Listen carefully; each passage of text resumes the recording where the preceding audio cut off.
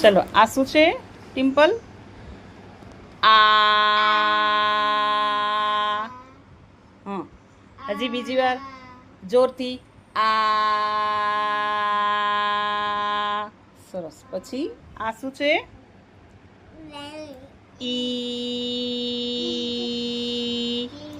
હા, પછી ઉ. હા, આ શું છે? એ. એ. એ. એ. એ. હા, પછી આ શું છે? ઓ. ઓ. ઓ. આ શું છે? મ. મ.